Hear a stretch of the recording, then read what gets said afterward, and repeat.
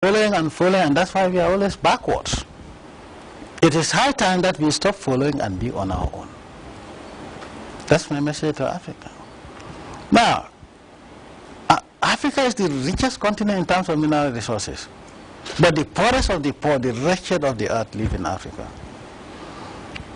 And, in fact, most of them are found in countries that are exporting in large quantities valuable resources. I won't name those countries. How is it possible that a relationship where one is becoming richer all the time and one is becoming poorer, the one becoming poorer will be very intelligent by half to follow the one who is enriching himself at the detriment of the one being impoverished. The relationship has not benefited any African country. Any relationship with, not only the West, but most of the outside forces from Europe, is a relationship that only benefited the Europeans and not Africans. Now, who are the Europeans?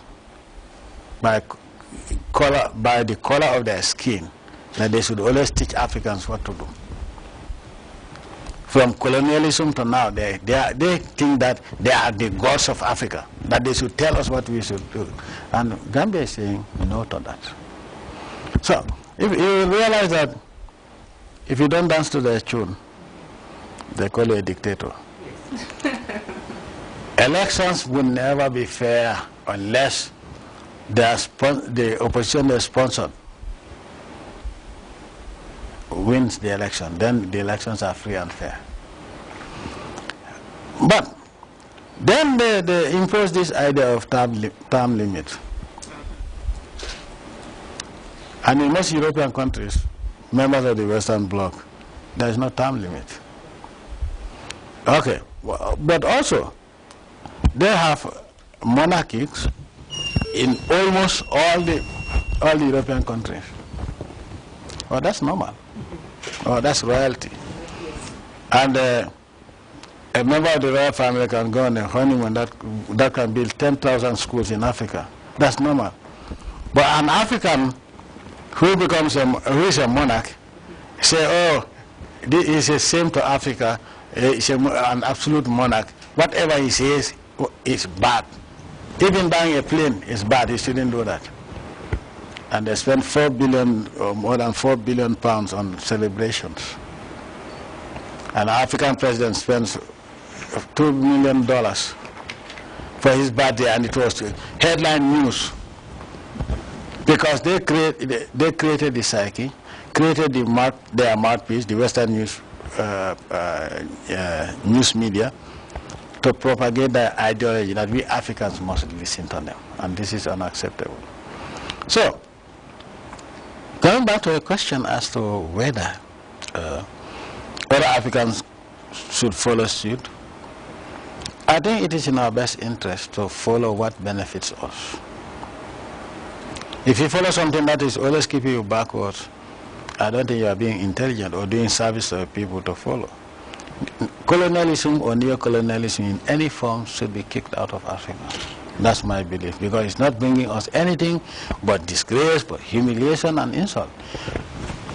None of those countries that are talking about African democracy, human rights, lack of it in Africa, still poor Africans have to scrape their pockets to pay for the visa.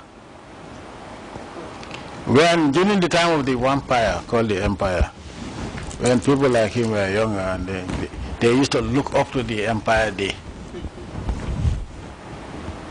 They told us that, oh, we are all British, but you are colonial subjects. Do you understand? There were no visas for Gambians to go anywhere. Yes.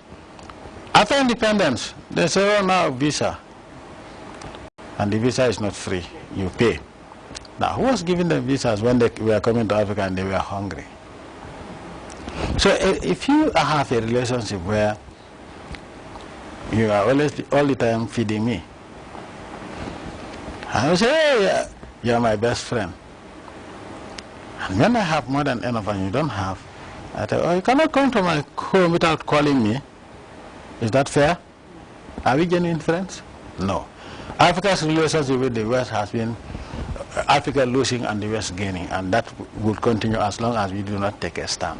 And for me, the Gambia, we are not going to follow anybody but our religion, our culture, and our people. I'm a servant of the people of the Gambia. So that would be with the Commonwealth. But your critics, Mr. President, will come back to say why just the Commonwealth, which probably does not have didn't come with any economic benefits at all, but probably you are part to other organizations that probably the Gambia would rely on in terms of economic advancement. So do we see this as a beginning of the Gambia or Africa standing on its own feet without Western help of any kind? Look, let me not be misconstrued. What I said is very clear. Any institution of a neo-colonialist and colonialist nature. Yeah. Okay? I am not saying Gambia. What I said is very clear. We will not support any institution, we will not be a member of an institution that is neo-colonialist. So, that doesn't mean I'm anti any international organization. No, I didn't say that. What we said, and what the reason why we left is that the Commonwealth is a neo-colonialist institution, and also is the only institution where the leadership is not subject to elections, and the leadership is not subject to change, and you cannot even question it. So what type of democracy are we talking about? The UN, we have the Secretary General changing every number of years. The AU the same, the OIC the same. Why not the Commonwealth? Do you understand? Where one is the supreme life leader.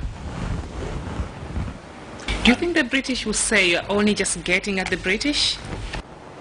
Oh, so if the British think that they own the Commonwealth, that is a good reason for us to leave. Why would they think that they own the Commonwealth? And in terms of other institutions, now that we have made that clear, we've got the ICC, which is led by the formidable, great woman that is a former member of your cabinet. What are your views on an institution like that, which has had a lot of backlash from many Africans, including some African governments? And I would like to know your views as an organization that is led by one of your own. You see, the ICC, just like any other institution like the Commonwealth, Africans are fond of jumping into institutions, become membership, ratified, and then read the text. After you have ratified, you have become a member, you ratified, and then you read the text and say, oh, what have I gotten myself into? I warned my colleagues then that we must be very careful jumping into one bandwagon after the other. From globalization, we jump into it without even finding out we jump into every bus without knowing the destination. And then when they stop in hell and say all Africans drop, say, oh, why Africans, why are we here? Do you understand? We have accepted everything created by the West without even questioning it. Now, just recently, there was this arms trade treaty that is detrimental for Africa.